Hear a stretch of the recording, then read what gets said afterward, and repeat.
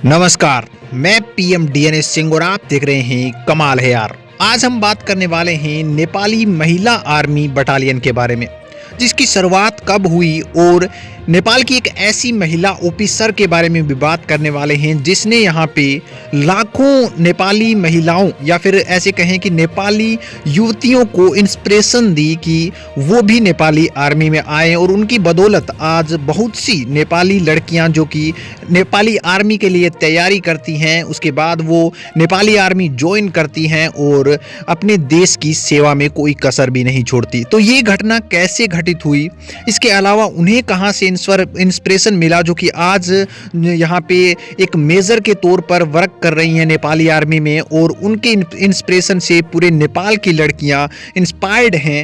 ये बहुत बड़ी कहानी है दोस्तों, और इसे जानने के लिए इस वीडियो के अंत तक बने रहना आपका जरूरी है। तो वीडियो के अंत तक बने रहिए और अगर आप चैनल पे नए हो तो चैनल को सब्सक्राइब करके बेल आइकन दबा लीजिए ताकि आपको अगला अपडेट भी सबसे पहले मिल सके। चलिए वीडियो को शुरू करते हैं दोस्तों। नेपाली सेना में यह केवल महिलाओं की कंपनी है, या फिर ऐसे कह सकते हैं कि महिलाओं का ही उदाहरण दे सकते हैं, जिससे कि स्पष्ट होता है कि राष्ट्रीय सेना में बदलाव आ रहे हैं और बहुत जल्दी से। हम उदाहरण लेना चाहेंगे रेखा खत्री का। जी हाँ दोस्तों, उनकी बचपन से ही रिश्तेदारी जितनी भी थी उनमें कई फौजी थे, लेकिन कोई भी महिला नहीं थी जिसे वह जानती हो और वो महिला सैनिक भी हो, ऐसा कोई नहीं था।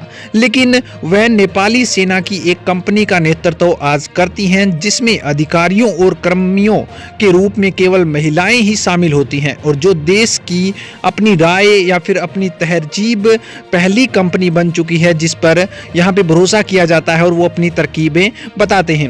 हो सकता है कि पारिवारिक पृष्ठभूमि के कारण काठमांडू के पूर्व में जो भक्तपुर जिले के नीली चौक में पैदा हुए खत्री को सेना में भर्ती होने की प्रेरणा मिली हो, या फिर हम ऐसे कह सकते हैं कि सेना की वर्दी के लिए उनके दिल में हमेशा से कोई विशेष स्थान रहा हो, तो इसीलिए उन्होंने ये ज्वाइन किया होगा। 2003 में उन्होंने सीनामंगल में यहाँ पे नोबेल कॉलेज से 12वीं की परीक्षा दी थी और उसके बाद उनने अपने चाचा से सुना था कि सेना में पहली बार यहाँ पे नेपाली महिलाओं के लिए आवेदन खोले गए हैं, यानी कि भर्ती निकली है। नेपाली सेना ने 1960 के दशक में तकनीकी पेशेवरों के रूप में महिलाओं की भर्ती शुरू की थी। हालांकि 2003 में ही राष्ट्रीय सेना संस्थापक ने यहाँ पे सैनिकों लड़ाइयों के रूप में महिलाओं को प्रवेश के लिए स्वीकार किया था। पहले महिलाएं लड़ाई के लिए बिल्कुल भी यहाँ पे सेटिस्फैक्शन नहीं था सरकार का कि ये यहाँ पे नेपाली आर्मी में भर्ती की जाए, लेकिन खत्री ने आवेदन किया और एक आधिकारिक कैंडिडेट के रूप में नेपाली सेना में भर्ती हो गई। 6 महीने के कठिन प्रशिक्षण यानी कि जो ट्रेनिंग होती है उसके बाद यहाँ पे लगभग 70 अन्य महिलाएं भी थी उनके साथ, जिन्हें सेकंड लेफ्टिनेंट के पद पर चुन लिया गया। अब होती है यहाँ पे इंस्पिरेशन की कहानी सुनो दोस्तों। पहली इस वैकेंसी के अंदर लगी खत्री को मुश्किलों का सामना तो करना ही था। वह त्रिभुवन अंतर्राष्ट्रीय हवाई अड्डे के अंदर काली प्रसाद बटालियन में तैनात थी।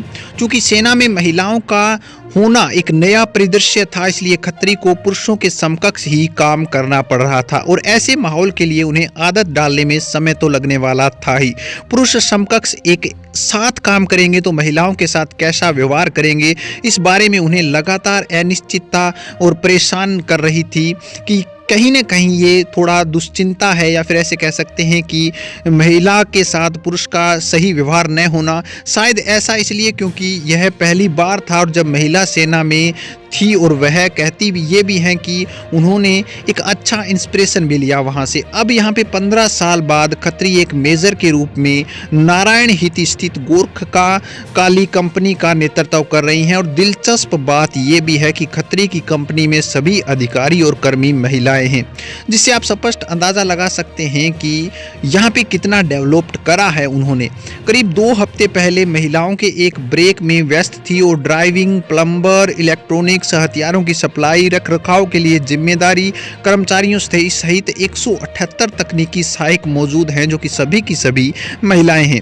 देश के संघीय शासन मॉडल को अपनाने के बाद सभी प्रकार के कार्यों में महिलाओं की भागीदारी बढ़ चुकी है, और नेपाली सेना के भीतर प्रणाली नेपाली में भी अधिक समावेशी हो चुकी हैं। खत्री साझा ये भी करती हैं और इसके साथ साथ इसे ध्यान में रखते हुए कि 16 जुलाई 2017 को हमारी कंपनी की स्थापना केवल महिलाओं को शामिल करने के मिशन के साथ की गई थी, जो कि आज एक सिरे पर पहुंच चुकी है। इसके अलावा मैं बता दूं कि खत्री से पहले मेजर सृष्टि खड़का और मेजर जमुना बिस्ता ने कंपनी का नेतृत्व किया था। खड़का कहते हैं कि कंपनी ने महिलाओं के प्रबंधन और व्यावसायिक कौशल विकसित करने और तैयार करने में महत्वपूर्ण भूमिका निभाई है। कंपनी को औपचारिक कर्तव्य दिया गया है, जिसका अर्थ यह है कि विभिन्न कार्यक्रमों में एक प्रस्तुति के रूप में मॉक ड्रिल तैयार करना। उदाहरण के लिए जैसे जो सेना दिवस होता है, संविधान दिवस होता है और बहुत कुछ पर्व आयोजित किए जाते हैं, उसमें अपना योगदान और विशेष तरह की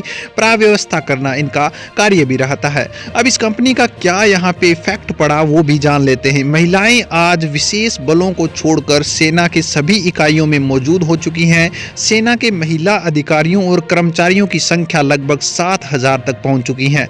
नेपाल सेना के प्रवक्ता जो विज्ञान देव पांडे ने बताया है कि यह कुल सेना की आबादी का लगभग 7% हो चुका है, जो कि एक बढ़िया आंकड़ा हो जाता है। पांडे के अनुसार नेपाल सेना के निकट भविष्य में और अधिक महिला केवल कंपनियां स्थापित करने की योजना है और तदनुसार महिला यहां पे उम्मीदवारों के लिए नेपाल सेना के रेस कोर्स में लंबाई और प्रशिक्षण के दौरान भार में छोटा कर दिया जाएगा।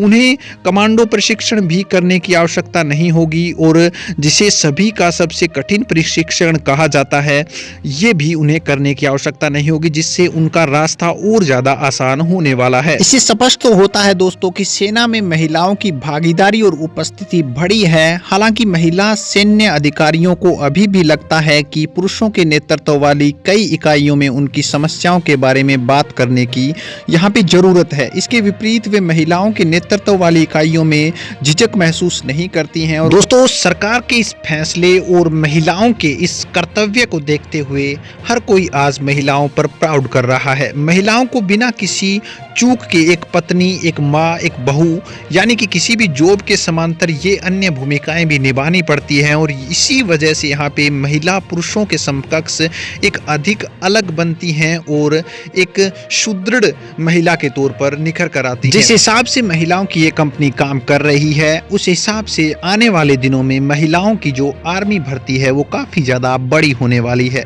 और महिलाओं ने इसके बारे में, इस क्षेत्र में अपना काफी ज्यादा योगदान भी दिया है।